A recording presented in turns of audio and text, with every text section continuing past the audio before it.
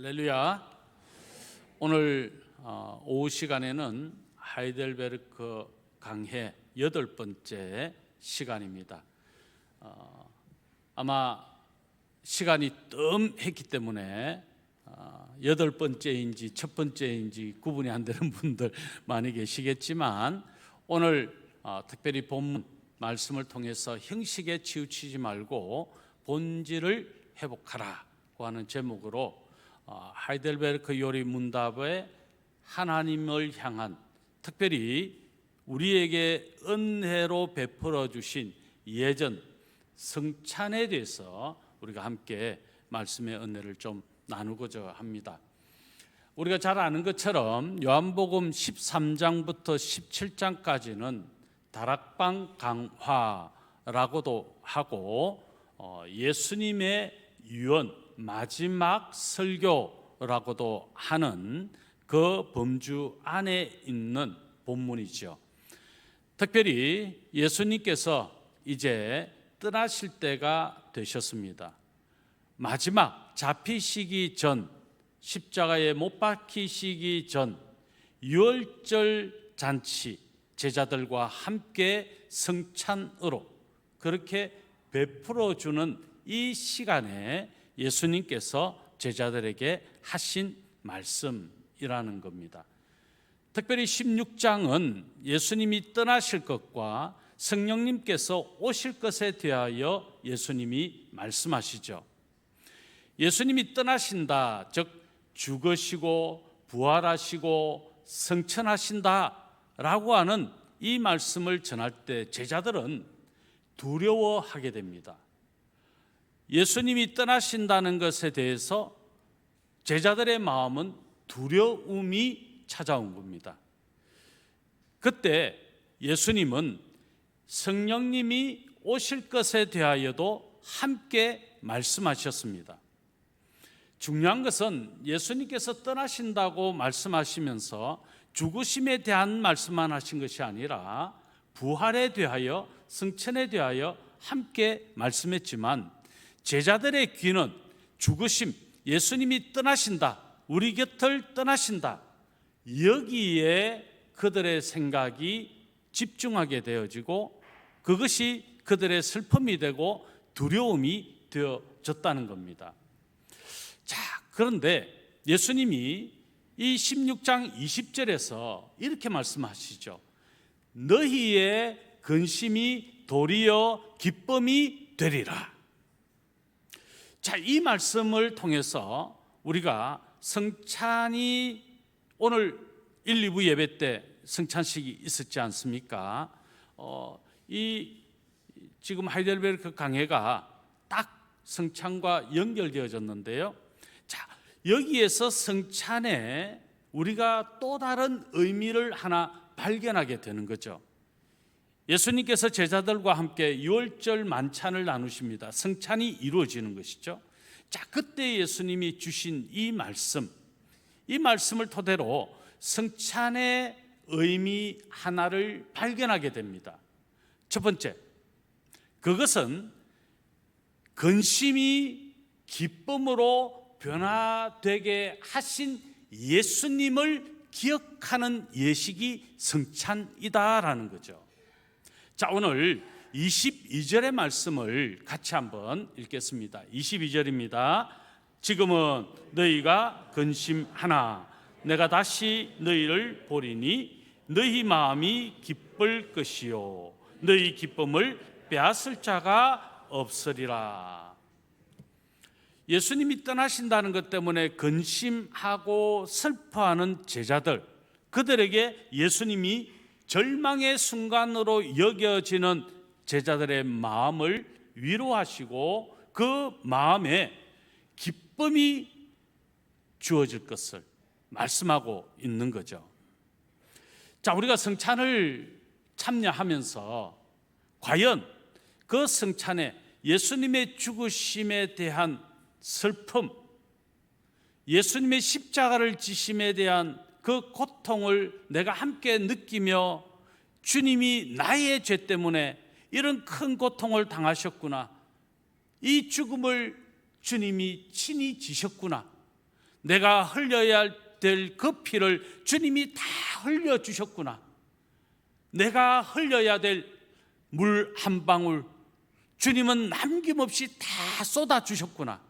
나를 향하신 그 놀라운 사랑, 이것을 기억함과 동시에 그 십자가의 죽으심으로 말미암아 내가 생명을 누리게 되는 기쁨이 주어졌구나. 예수 그리스도의 부활하심을 통해 내 신앙이 부활의 신앙, 산 신앙이 되었구나라고 하는 감격이 주어지는, 이것이 성찬에 우리가 누려야 될 하나님의 은혜라는 것이죠.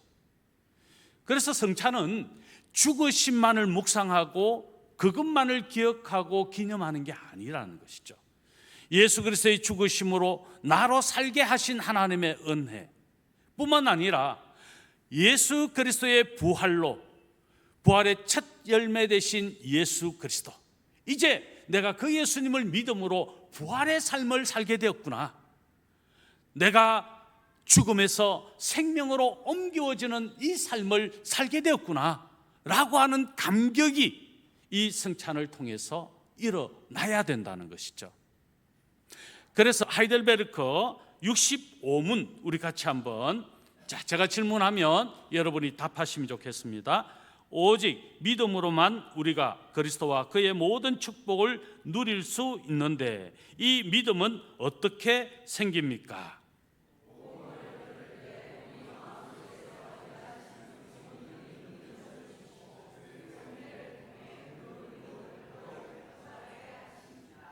성례를 통해 그 믿음을 더욱 맞게 하신다고요? 굳건하게 하신다. 여러분, 이 성례가 저희 교회가 매달 한 번, 매월 첫 주에 하죠. 예전엔 절기 때만 했습니다. 사실 오늘도 잠시 그런 이야기를 좀 나눴는데요. 한국 교회가 세속화되기 시작한 그 정점이 있었어요.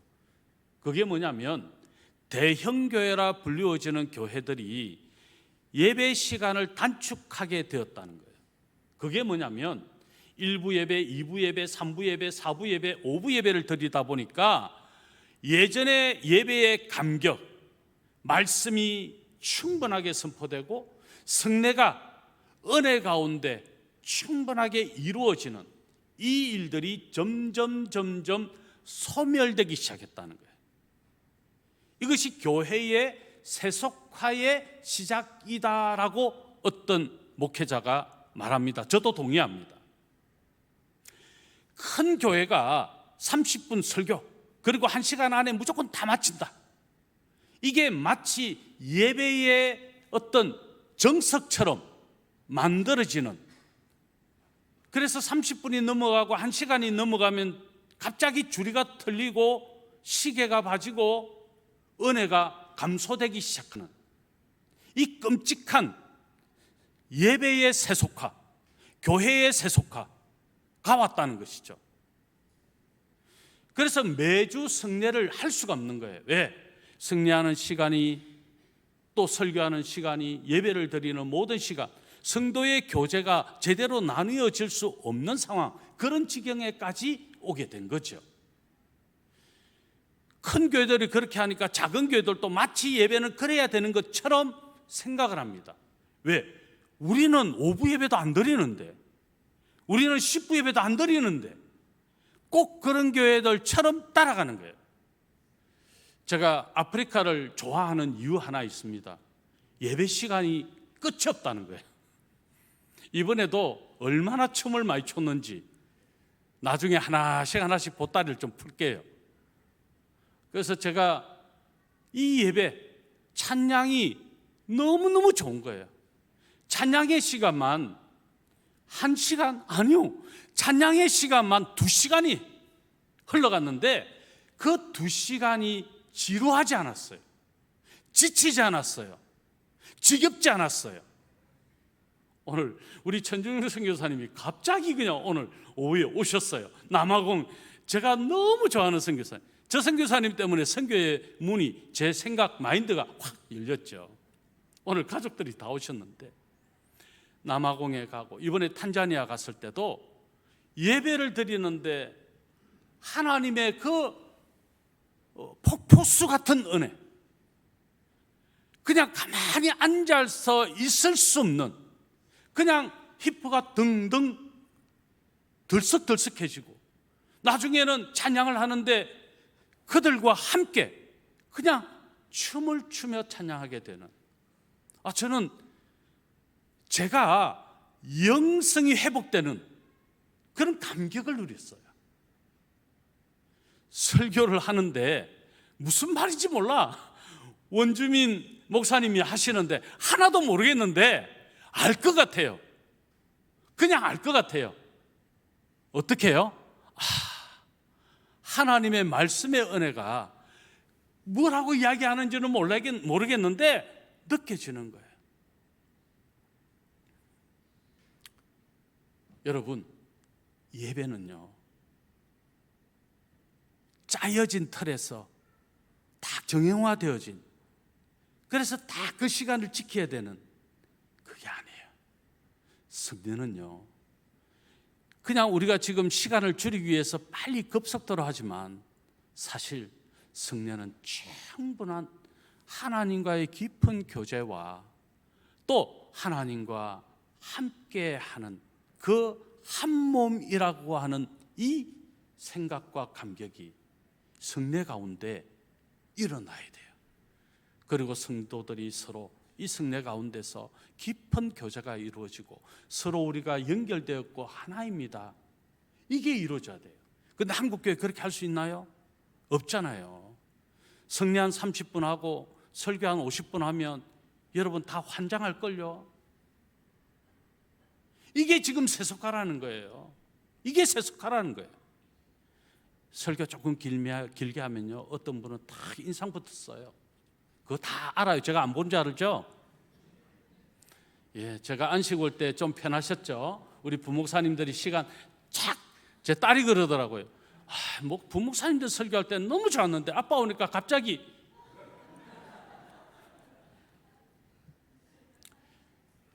저는요, 정말 우리가 예배가 회복됐으면 좋겠고 성례가 회복됐으면 좋겠어요.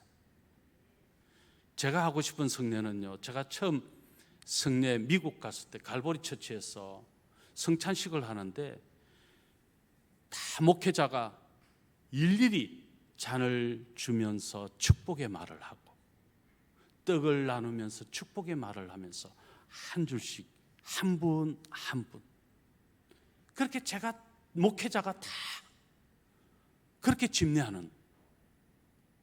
그런데 저는 우리 장로님들에게 그냥 접시 하나씩 나눠주잖아요. 사실은 성례가 그게 아니에요. 오늘 보세요. 성례를 통해 그 믿음을 더욱 굳건하게 하십니다.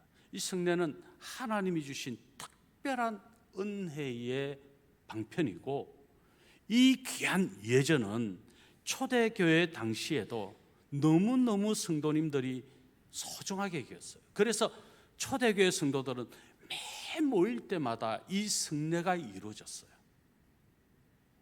그래서 저는 욕심이 한 달에 한 번이라도 짧은 시간이지만 성례를 하게 된 이유가 여기 있는 거죠. 그리고 언젠가 저는 이제 이번 송구영신 때에는 그렇게 할 거예요. 모든 한 분 한 분이 일일이 제가 축복하면서 떡을 나누고 축복하면서 잔을 나누고, 시간이 너무 많이 갈 것 같아서 또 환장할지 모르겠지만 그럼에도 불구하고 예전이 회복되는 것이 은혜라는 거예요. 잔을 나누고 떡을 떼고, 그때 예수님의 십자가의 그 고난이 우리가 실제로는 참여하는 것이 아니지만 우리가 그 주님의 십자가를 기념하면서 그 성례를 통해서 예수 그리스도의 십자가의 은혜에 참여하게 되는 거죠. 그래서 신앙, 믿음을 더 공고히 하게 되는 아주 중요한 예전이 바로 성례라는 겁니다. 그래서 그냥 의미 없이 성례가 베풀어지는 게 아니에요. 사실은 좀 더 엄숙하게, 좀 더 진지하게, 좀 더 많은 시간을 통해서 충분한 주님과의 교제를 나누고 성도의 교제가 나누어질 때 우리의 신앙이, 우리의 믿음이 더 공고해지고 더 성숙해지는 겁니다. 이게 성례예요. 부활의 기쁨이 이 성례를 통해서 또 누려지니까 그냥 이 성례가 잔치가 되기도 하는 것이죠. 우리는 이 성례를 어떻게 참여하고 있습니까? 두 번째, 성찬은 기도 응답의 통로를 여신 예수 그리스도와의 깊은 교제가 이루어지는 것입니다. 자, 우리 한번 따라서 할까요? 성찬은 기도 응답의 통로를 여신 예수님과의 교제입니다. 자, 23절의 말씀인데 우리 같이 한번 읽어봅니다. 그날에는 너희가 아무것도 내게 묻지 아니하리라. 내가 진실로 진실로 너희에게 이르노니 너희가 무엇이든지 아버지께 구하는 것을 내 이름으로 주시리라. 여러분, 예수님께서 친히 지금 이 만찬을 배설하시고 제자들에게 이 성찬이 이루어지는 중에 그 제자들에게 주시는 축복의 말씀이죠. 성찬이 어떤 의미가 있다고 지금 말하고 있습니까? 예수 그리스도를 통하여 기도 응답이 이루어지는 놀라운 역사가 있다고 이 성찬이 베풀어지는 그때 예수님이 가르쳐 주시는 거죠. 예수님의 십자가와 부활 이후에 예수님께서는 성령을 통해 보혜사 성령님이 우리 안에 내주하심을 통해 더 이상 우리가 기도를 성전이나 성막이나 어떤 기도의 처소를 찾아서 기도해야만 되는 것이 아니라 언제든지 어느 곳에서나 수시로 무시로 주님을 만날 수 있는 깊은 교제가 이 성찬에 또한 담겨져 있는 의미로 우리 주님이 가르쳐 주시는 거죠. 이제 성령님을 내가 오게 할 거야. 그 성령님을 너에게 보내줄 거야. 그 성령님을 통해서 너희는 언제든지 나를 경험하고 나를 향하여 기도하는 모든 제목들마다 급속히 반드시 응답되어지는 놀라운 역사를 경험하게 될 거야 라고 우리 주님이 지금 말씀해 주고 있는 거죠. 그래서 성령의 오심이 우리에게 얼마나 유익한가라는 것을 아울러 말씀하시면서 두려워하지 말고 슬퍼하지 말고 근심하지 마라. 기뻐해라. 너희가 기뻐해야 될 이유가 여기에 있다. 우리 주님이 그렇게 말씀해 주는 거죠. 예수님의 이름으로 무엇이든지 구할 수 있는 담대한 믿음을 우리가 소유하게 된 겁니다. 언제 주님이 이 말씀을 주셨어요? 성찬이 이루어질 때, 제자들과 마지막 유월절 만찬을 나누실 때 우리 주님 이 말씀을 주신 거죠. 오늘 저와 여러분 기도의 제목들이 많이 있을 겁니다. 자, 성찬을 통해서 예수 그리스도의 그 놀라운 은혜를 깊이 경험한다면 주님을 통해서 이루어질 놀라운 기적과 기사에 대한 믿음도 확실해질 것입니다. 우리는 더 담대하게 하나님 앞에 기도하며 나아갈 수 있게 되는 것이죠. 진정한 중보자요 참 중보자이신 예수 그리스도를 통해서 우리의 기도가 반드시 하나님 앞에 상달되고 하나님의 응답의 역사를 우리가 경험하게 된다. 이 사실을 우리 주님이 말씀해 주신 겁니다. 자, 78문 제가 질문합니다. 여러분 답해 주시면 좋겠습니다. 떡과 포도주가 실제 그리스도의 몸으로 변화됩니까?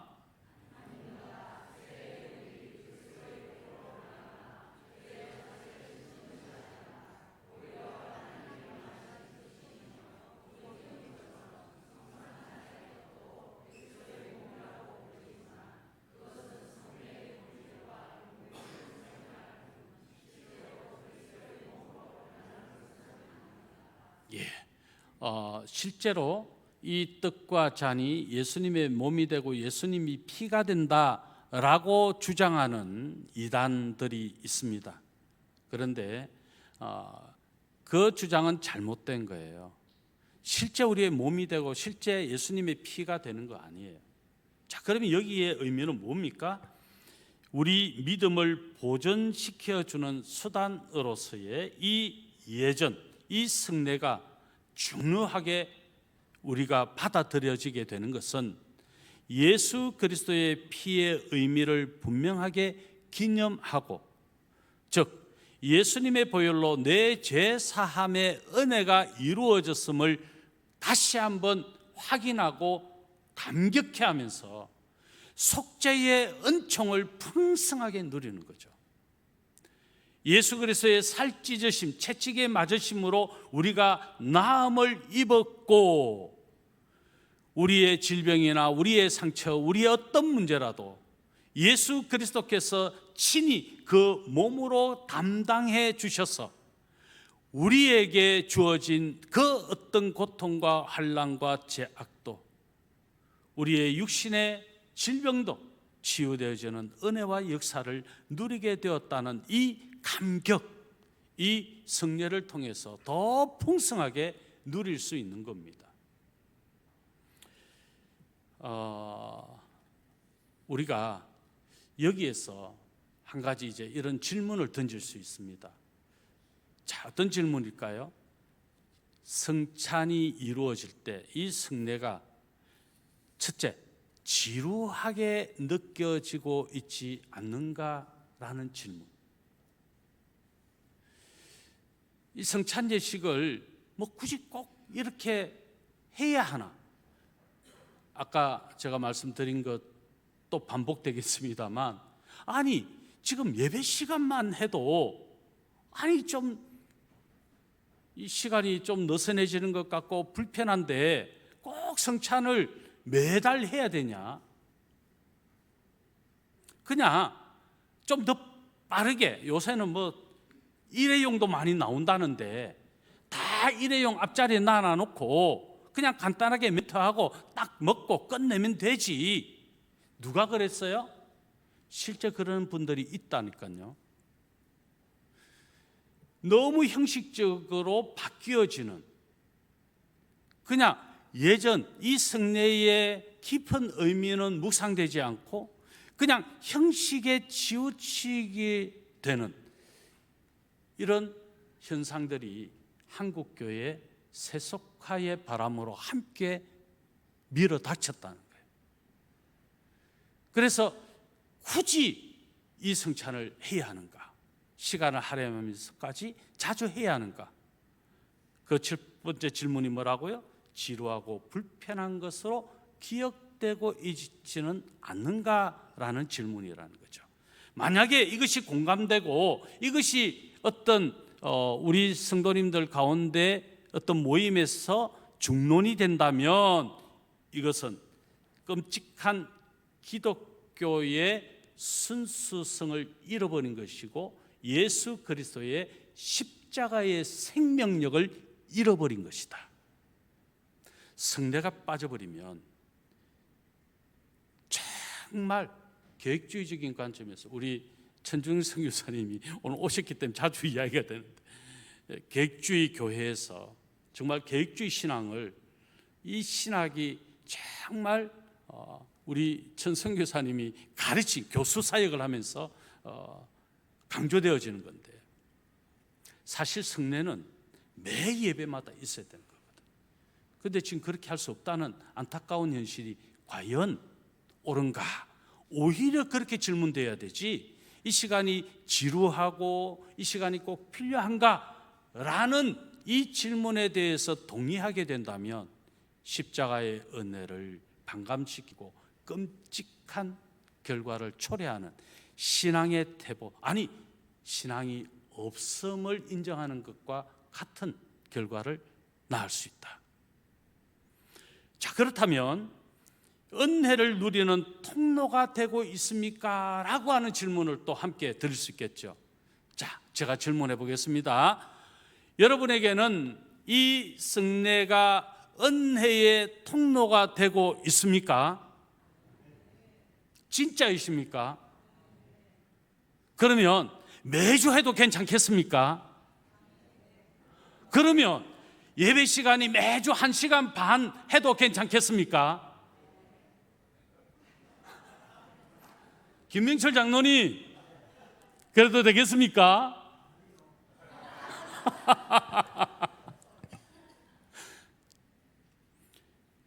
성찬이, 이 성례가 여러분 우리에게 계속적인 깊은 하나님의 은혜를 누리는 통로가 되어야 된다는 이 사실은 너무너무 중요한 겁니다.